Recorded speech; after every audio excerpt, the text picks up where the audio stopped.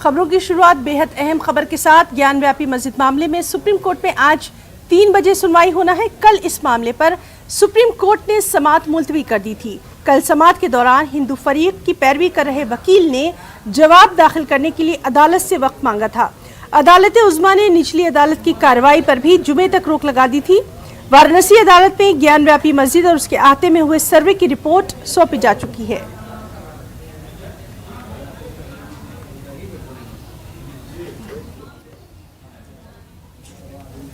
अंजुमन इंतजामिया मसाजिद वाराणसी ने अपील की है कि ज्ञान व्यापी मस्जिद में नमाज के लिए घर से वजू करके ही नमाजी आएं। पंजगाना नमाजों के साथ जुमे की नमाज के लिए भी खुसूसी हिदायत जारी की गई है। ज्ञान व्यापी का वजू खाना सील किए जाने के बाद नमाजियों के लिए वजू की दिक्कत हो गई है, इसीलिए वजू घर से कर आने की अपील की गई है।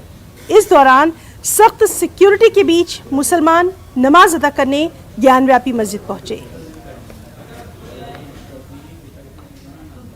देखिए, ये अपील है अंजुमन इंतजामिया मसाजिद की जानिब से ये जारी की गई है। कल यहाँ के प्रशासनिक अधिकारियों के साथ एक बैठक हुई है और उसमें ये निर्णय लिया गया है कि चूँकि सील है, वज़ू कर नहीं सकते, तो बाहर से थोड़ा इंतज़ाम उसका किया गया है, लेकिन वो नाकाफ़ी है। इसलिए ये अपील की गई है कि लोग अपने अपने घरों से वज़ू करके आवें, पहली बात। दूसरी ये कि थोड़ा कम संख्या में आवें, ताकि वहाँ बड़ी संख्या अगर हो जाएगी तो उन लोगों को भी परेशानी होगी और मस्जिद इंतज़ामिया को भी परेशानी होगी। इसलिए ये अपील जारी की गई है। तो ये पूरे शहर में ये वायरल कर दी गई है और इसका असर भी होगा इंशाअल्लाह। सर, सर्वे रिपोर्ट जो है वो दाखिल हो गई है, क्या कहना है आपका? सामने भी आई है सर्वे रिपोर्ट, इसमें कई तरह की बातें लिखी गई हैं, तो उस पर आपका क्या? सर्वे रिपोर्ट की कोई कापी अभी हमारे वकील साहिबान को नहीं मिली है। हमारे वकील साहिबान उसका अध्ययन करेंगे, मुताला करेंगे, देखेंगे और उसके बाद फिर उस पर कोई बात कही जा सकती है। उससे पहले कोई कमेंट हम नहीं कर सकते उसके बारे में। सर, जिस तरह से रिपोर्ट में लिखा गया, शिवलिंग का जिक्र किया गया है और आपकी तरफ से ये कहा गया कि फव्वारा है, तो क्या कहना है आपका? पुरानी जितनी शाही मस्जिदें हैं, आप कहीं भी जाकर देख लीजिए, हर मस्जिद में हौस के बीच में फव्वारा मिलेगा। बनारस में 3 शाही मस्जिदें हैं, एक ज्ञानवापी, एक आलमगीरी मस्जिद और एक धरारा मस्जिद। तीनों में ये हौस भी और तीनों में ये फव्वारा मिलेगा आपको। और इसके अलावा पूरे दीगर ज़िलों में चले जाइए, पूरे यूपी में कम से कम चले जाइए, बहुत सारे मिलेंगे। तो वो फव्वारा चलते हुए लोगों ने देखा है। तो ये फव्वारा है और फव्वारे को शिवलिंग किसी तरीके का ना, बात समझ में नहीं आती। मुझे जवाब देने का मौका देंगे तभी मैं आपका 1 बाय 1 पॉइंटेड जवाब दूंगा। पॉइंटेड जवाब ये है कि हम लोगों ने अगर ये व्यवस्था ना की होती तो यहाँ 50,000 लोग होते। ये तो 500 लोग यहाँ मौजूद हैं मस्जिद के। जब शुक्रवार को 50,000 लोग आते हैं, नहीं, जो सेंसिटिव मैटर जब हो जाता है, ऐसे दर्शनार्थियों की भी तादाद बड़ी है। हर चीज इंतजामिया कमेटी की तरफ से अनाउंस हो जाएगा, तब यहाँ से आदमी वापस जाएगा। और ये लोग कहते ये कार्यकर्ता लोग हैं, मस्जिद के इंतजामिया अभी कोई नजर नहीं आ रहा है। अभी मुंशी जी आएंगे, उनको माइक दिया जाता है पुलिस की तरफ से कि आप लोग भाई यहाँ नमाज पढ़ने आए, मस्जिद फुल हो चुकी है, आप लोग उस समय का वापस जाओ। कैपेसिटी 5-6 हजार आदमी की है। 5-6 हजार? हाँ जी। आप कितनी बता रहे हैं? अब इस समय अभी हम अंदर के कोई न्यूज नहीं मिल रही। अभी हम जाते हैं तो पता करते हैं, मुंशी जी को बुला के लेके आएंगे, बात कराएंगे आप लोग। हाँ, बिल्कुल दिया जाएगा। और अपनी नमाज भी बचा लें। अगर अंदर जगह पूरी हो जाती है तो कहीं जाके नमाज पढ़ लें, यहाँ अपना वक्त जाया करके नमाज से महरूम ना रह जाएं। अतीक भाई, कितनी संख्या पहुंच गई है अंदर? संख्या नहीं बताई जा सकती। एक बात बता सकता हूँ कि जितनी क्षमता है उतने ही लोग अंदर जाएंगे। उससे एक भी व्यक्ति ज्यादा गया तो अपनी नमाज से वंचित हो जाएगा। इसलिए कि नमाज के लिए सर्टेन प्लेस की जरूरत होती है, रुकू करना है, सजदा करना है। तो वजू खाना सील है? वजू खाना सील है, लोग घरों से वजू बना के आ रहे हैं। पहले भी वैकल्पिक व्यवस्था की गई है, वैकल्पिक व्यवस्था वजू की गई है। अभी मुझे पता नहीं है, लेकिन की गई है वैकल्पिक व्यवस्था, प्रशासन ने की है। कंडाल में ड्रम में पानी रखवा दिया है ताकि दिक्कत ना हो। उसके बावजूद अपील ये की गई है कि आप घर से वजू बना के आवें, प्लीज प्लीज प्लीज, थोड़ा सा। और जमीयतुल उलमा हिंद की जानिब से ज्ञान व्यापी मस्जिद मामले में मुसलमानों से खास अपील की गई है। इसमें कहा गया है कि ज्ञान व्यापी मस्जिद मामले में ज्ञान व्यापी मस्जिद कमेटी के अलावा कोई दूसरी मुस्लिम तंजीम अर्जी दाखिल न करे। साथ ही ये भी कहा गया कि एहतजाज और सड़कों पर निकलने से परहेज किया जाए। अपील में सोशल मीडिया पर भी ऐसी पोस्ट डालने से मना किया गया जिससे दूसरे मज़ाहिब के लोगों को तकलीफ पहुंचे। देश की सबसे बड़ी और सबसे कदीमी तंजीम जो मुसलमानों की नुमाइंदगी करती है, जमीयत उलमा हिंद, उसने एक अपील जारी की है और एक गाइडलाइन जारी की है जिसके तहत ज्ञानवापी मस्जिद को लेकर जो इस समय मामले चल रहे हैं उसको लेकर एक गाइडलाइन जारी की गई है। क्या वो गाइडलाइन है? हमारे साथ मौजूद हैं उत्तर प्रदेश जमीयत उलमा के उपाध्यक्ष, उनसे बात करते हैं। आपका बहुत बहुत इस्तकबाल है। किस तरह की गाइडलाइन जारी की गई है, क्या पूरा? जब से ये मसला चल रहा है तो देखने में ये आया है कि सभी लोगों की तरफ से नॉर्मली भी सोशल मीडिया पे भी और मीडिया पे भी मुख्तलिफ़ किस्म की बातें हो रही हैं।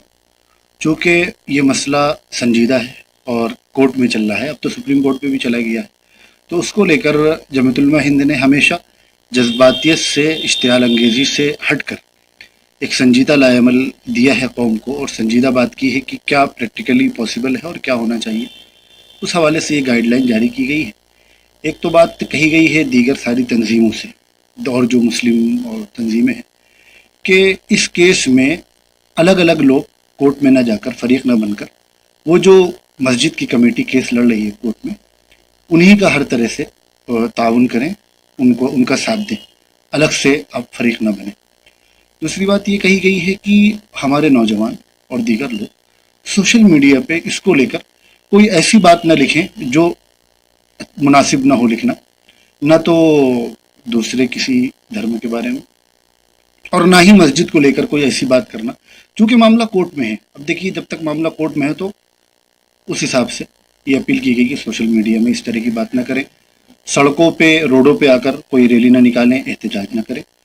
और साथ में जो मुस्लिम स्कॉलर्स हैं उनसे कहा गया है कि चूँकि कि मीडिया में जो मेन इश्यूज़ हैं उनको इग्नोर करके जो मेन इश्यूज़ नहीं हैं उनको लेकर 24 घंटे बहस हो रही है, तो उनसे ये गुजारिश की गई कि आप पैनलों पे न जाएं, मीडिया का हिस्सा न बने। जिस तरह से आपने देखा कि एक बहुत बड़ी बात कही है कि जिस तरह से मस्जिद कमेटी केवल उस मुकदमे को देखे, ये अपील की है जमीयत उलमा हिंद ने। साथ ही सोशल मीडिया की जो बात कही है वो बड़ी बात है, क्योंकि जिस तरह से सोशल मीडिया पर कई चीज़ें वायरल हुई हैं, उसके बाद कुछ गिरफ्तारियां भी हुई हैं। तो ये एक बहुत बड़ा मैसेज है कि लोग सोशल मीडिया पर किसी भी चीज़ को वायरल करने से बचें। कानपुर से संदीप सविता, न्यूज़ 18 उर्दू। और लंबे इंतजार के बाद आखिरकार आज सुबह आजम खान की जेल से रिहाई हो गई। जेल से रिहा होने के बाद आजम खान साबिक मेंबर असेंबली अनूप गुप्ता के घर पहुंचे। अपने चाहने वालों से आजम खान ने खास मुलाकात की। आजम खान की रिहाई का परवाना देर रात जारी हो गया था, तभी से जेल के बाहर हलचल देखी जा रही थी। बड़ी तादाद में आजम खान के हामी सीतापुर जेल के बाहर मौजूद थे। शिवपाल यादव खासकर जेल पहुंचे थे आजम खान के इस्तकबाल के लिए। आजम खान के दोनों बेटे भी मौजूद रहे। शिवपाल यादव ने आजम खान की रिहाई को लेकर सुबह एक ट्वीट किया था। उन्होंने अपने ट्वीट में लिखा था कि रियासत के अवाम के लिए एक अच्छा मौका है कि आजम खान आज उनके दरमियान होंगे। यूपी के उफक पर नया सूरज तुलू हो रहा है। वहीं आजम खान की रिहाई पर अखिलेश यादव ने भी ट्वीट कर खुशी का इजहार किया। उन्होंने कहा कि अदलिया पर उन्हें पूरा भरोसा है कि वो जल्द ही दूसरे झूठे मुकदमों में बाइज्जत बरी होंगे।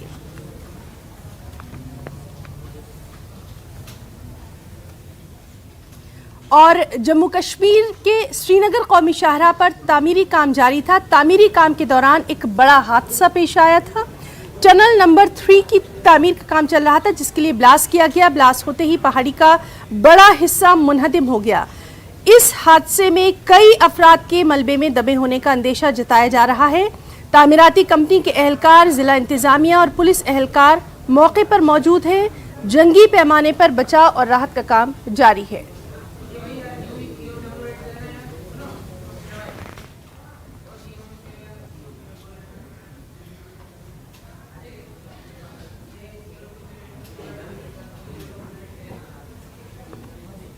महकमा मौसमियात ने शुमाल मशरक़ी रियासतों के लिए येलो और ऑरेंज अलर्ट जारी कर दिया है। आसाम में गुज़िश्ता चंद दिनों से लगातार बारिश और सैलाब की वजह से लाखों लोग मुतासिर हुए हैं। इसके साथ ही पड़ोसी रियासतों त्रिपुरा, मिजोरम और मणिपुर के कुछ हिस्सों में भी हालात ख़राब हैं। इसकी वजह से महकमा मौसमियात ने अगले चंद दिनों के लिए ये अलर्ट जारी किया है। आसाम में जुमेरात को सैलाब की सूरत हाल मज़ीद अबतर हो गई। इसकी वजह से एक और शख्स की मौत की खबर है। आसाम के 27 अजला और 7 लाख से ज़्यादा लोग सैलाब से मुतासिर हैं।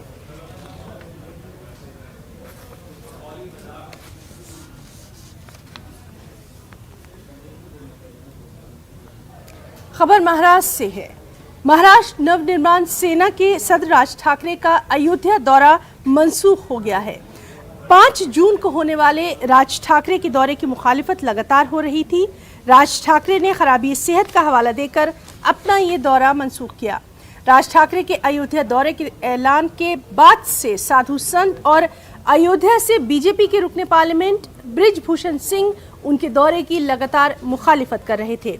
बीजेपी रुकने पार्लियामेंट का कहना है कि पहले राज ठाकरे को शुमाली हिंदुस्तानियों से माफी मांगनी चाहिए, फिर उन्हें अयोध्या आना चाहिए।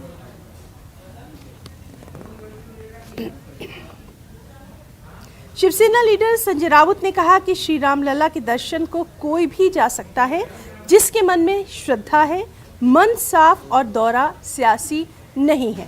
संजय राउत ने यह भी कहा कि लोगों में गुस्सा है, शायद यही वजह है कि राज ठाकरे ने अपना दौरा रद्द किया। उन्होंने कहा कि उद्धव ठाकरे की क़यादत में सैकड़ों शिव सैनिक 15 जून को अयोध्या जाएंगे। उनके दर्शन को कोई भी जा सकता है इस देश से जिसके मन में श्रद्धा है और मन साफ है, राजनीति नहीं है। ऐसी कोई भी व्यक्ति जाकर रामलला का दर्शन ले सकते हैं।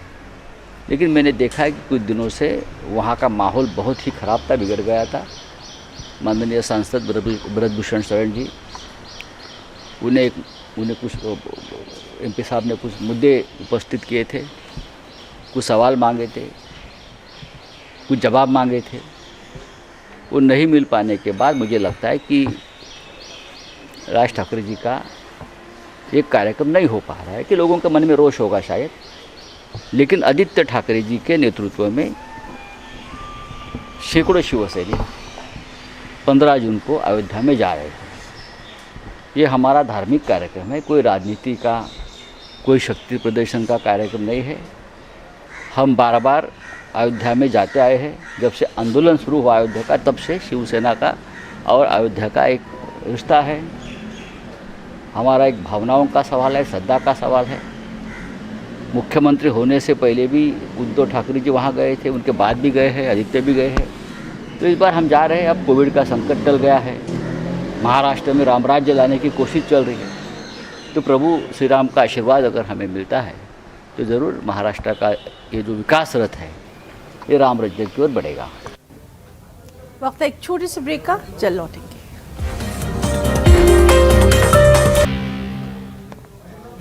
और खबर खेलों की दुनिया से है। निजामाबाद की बॉक्सर निखत जरीन ने बॉक्सिंग में तारीख रकम कर दी। उन्होंने वर्ल्ड चैंपियनशिप में गोल्ड जीता है। इसके साथ ही उन्होंने मैरीकॉम की बराबरी कर ली है।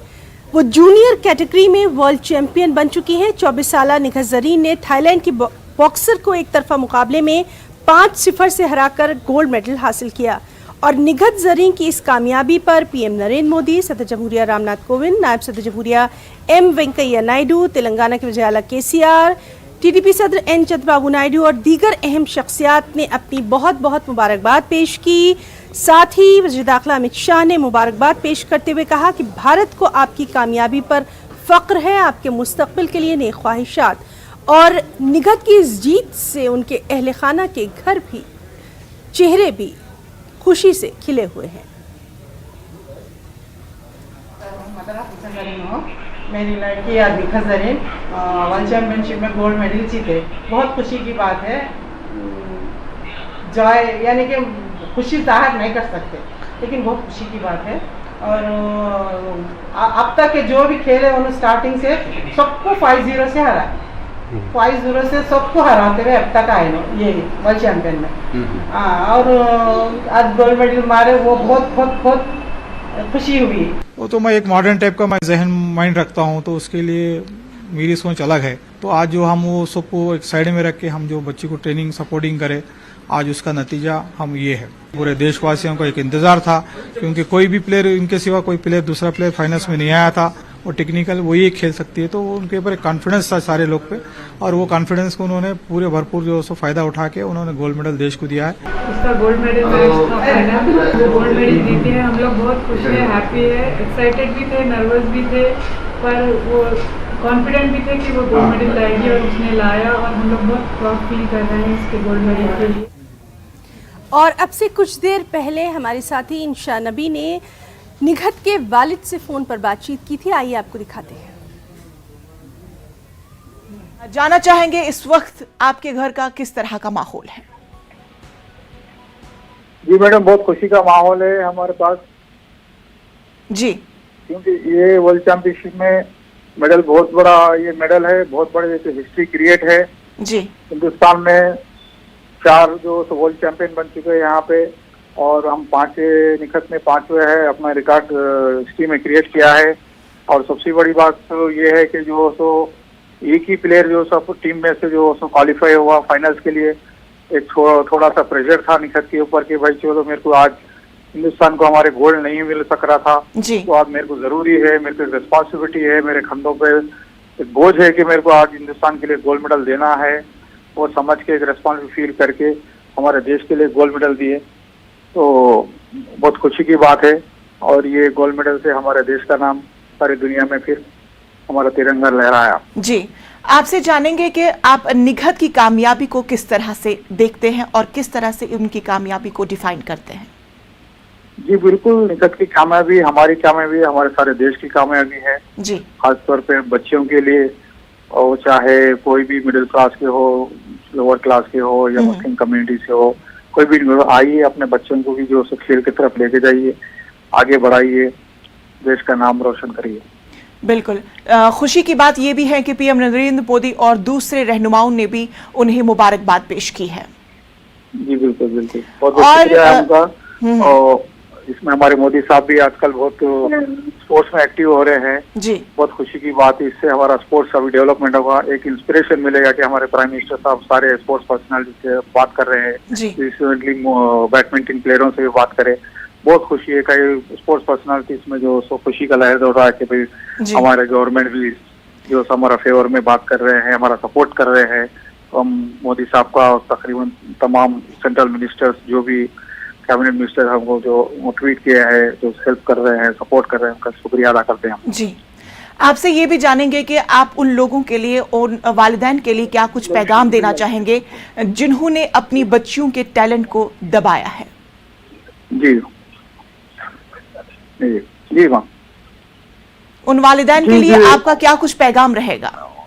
जी बिल्कुल, सारे पेरेंट्स को ये है कि स्पोर्ट्स एक ऐसी एक्टिविटी है जहाँ पे पेरेंट्स अपने बच्चों को भेजना चाहिए, उससे फिटनेस बढ़ती है, बच्चों में एक्टिविटीज रहती है। आज जो सो जब हमारे टाइम में जो हम ग्राउंड को खेलने जाते थे, तब वहाँ पे कोई एक वॉकिंग करने वाला फिटनेस के लिए नहीं आते थे, लेकिन आज जो सो वॉकिंग करने के लिए सारे लोग आ रहे हैं। इसकी वजह क्या है? फिजिकल फिटनेस होना चाहिए। तो स्पोर्ट्स एक ऐसी फिटनेस है जो बच्चों को एक्टिव रहने से उन्होंने हमेशा एक्टिव रहते हैं, एज भी जो सो कम होती है, उसके अंदर फिटनेस से स्ट्रांग रहते हैं वो लोग जी, जो हेल्थ के लिए बहुत बेनिफिटेड है। अभी स्पोर्ट्स से कोई टैलेंटेड प्लेयर आगे निकल गया तो वो आगे निकल जा सकते हैं। बिल्कुल, तो चलिए आपका बेहद शुक्रिया हमारे साथ बात करने के लिए। और अब से कुछ दिन पहले निघत ज़रीन से हमने ख़ास इंटरव्यू किया था चलती रहेगी ज़िंदगी प्रोग्राम में, और उस प्रोग्राम में भी उन्होंने अपने वालिद के लिए अपने जज्बात का इजहार कुछ इस तरह से किया। थी मैं 7th क्लास में थी, और मैं जब बॉक्सिंग स्टार्ट करी, कई लोगों ने बोला था कि ये मर्दों का गेम है, आप एक लड़की हो क्या बॉक्सिंग ज्वाइन कर रहे हो, कहीं आपको मार वार लग जाएगी तो फिर आपसे शादी कौन करेगा, आपका फ्यूचर कैसे होगा। तो जब आपको एक सपना होता है, आपको कुछ जिंदगी में कुछ बनना होता है, तब आपको ये लोग आपके बारे में क्या बोल रहे हैं, आपको टांगे खींचने वाले बहुत आते हैं, कहते हैं ना। तो वैसे बहुत लोग ने मेरे रास्ते पे बहुत लोग ने उंगलियां उठाई थी, बट मेरे फादर, मेरे पापा हमेशा मेरे साथ रहे, उनके सपोर्ट की वजह से मैं आज जहाँ पे भी हूँ, मैं उनकी सपोर्ट की वजह से हूँ मैं। और तो स्टार्टिंग में मैं निजामाबाद डिस्ट्रिक्ट में मैंने बॉक्सिंग स्टार्ट की थी, और वहां पे बस लड़के ही बॉक्सिंग करते थे, लड़कियां नहीं करते थे। तो स्टार्टिंग में मुझे बहुत मार पड़ी। लालू प्रसाद यादव से जुड़े 17 मुकामात पर सीबीआई की छापेमारी हुई। बदनवानी के मामले में ये कार्रवाई हुई। लालू यादव पर इल्जाम है कि जब वो वजीर रेल थे तो उन्होंने सस्ती जमीन के बदले बहुत से लोगों को नौकरियां दी थी। सीबीआई की टीम लालू यादव की अहलिया राबड़ी देवी के घर भी पहुंची। लालू यादव 2004 से 2009 तक वजीर रेल रहे थे। पूर्व रेल मंत्री लालू प्रसाद यादव और उनके परिवार के कई ठिकानों पर सुबह से ही सीबीआई की छापेमारी जारी है। इस वक्त हम दिल्ली के न्यू फ्रेंड्स कॉलोनी के 1088 जो बंगला नंबर है वहां पर खड़े हुए हैं। ये लालू यादव परिवार का बंगला है। बता दें कि 18 मई को ही सीबीआई ने इस पूरे मामले में एफआईआर दर्ज की है, जिसमें लालू प्रसाद यादव, इसके अलावा मीसा भारती, राबड़ी देवी और अन्य लोगों को शामिल किया गया है। ये पूरा मामला उस वक्त का है जब लालू यादव रेल मंत्री थे और उन्होंने अपने पद का दुरुपयोग करते हुए रेलवे में अपने करीबियों और जानकारों को नौकरी दी और उसके बदले उनसे जमीन ली, और उस जमीन का बताया जा रहा है जो पैसा है वो भी लालू यादव ने नहीं चुकाया था। उस मामले में 18 तारीख को जो सीबीआई है उसने एफआईआर दर्ज की थी। इसके अलावा गोपालगंज, पटना, बिहार के कई लोकेशन है। इसके अलावा दिल्ली में पंडारा रोड जो मीसा भारती का घर है वहां पर लालू यादव और मीसा भारती से पूछताछ की जा रही है। कुल 16 ठिकानों पे सीबीआई की टीम जो पूछताछ करी है। आप देख सकते हैं ये जो गाड़ी है, सीबीआई के अधिकारी इस गाड़ी में आए हैं और यहाँ पर इस विंडो के पीछे भी आप देख सकते हैं कुछ सीबीआई के अधिकारी जो है बैठे हुए हैं और अंदर जो है वो यहाँ पर सर्च ऑपरेशन किया जा रहा है। इसके पहले भी एक रेलवे भर्ती घोटाले में आईआरसीटीसी से जुड़े घोटाले में राबड़ी देवी, लालू यादव, मीसा भारती फंस चुके हैं, जिस पूरे मामले में सीबीआई ने चार्जशीट भी दाखिल की थी। लेकिन ये नया मामला है कि किस तरह से लालू यादव जब रेल मंत्री थे उन्होंने अपने पद का दुरुपयोग किया और रेलवे में अपने करीबियों को नौकरी दी और उसके बदले उनसे जमीनें जो है वो ली है। बताया जा रहा है कि 20 करोड़ रुपए जो हैं उसका पूरा तरीके से लेन देन का मामला है और सीबीआई इस मामले में थोड़ी देर में जो और आधिकारिक जानकारी है वो साझा करेगी। आनंद तिवारी, न्यूज़ 18 इंडिया, दिल्ली। और पीएम नरेंद्र मोदी ने बीजेपी के ओहदेदारों से वर्चुअल मीटिंग की। इस मौके पर पीएम ने कहा कि मुल्क की आवाम बीजेपी को पुरुम्मीद नजरों से देख रही है। पीएम ने कहा कि बीजेपी को अगले 25 वर्षों का हदफ तय करना है और उस हदफ को हासिल करने के लिए लगातार काम भी करना होगा।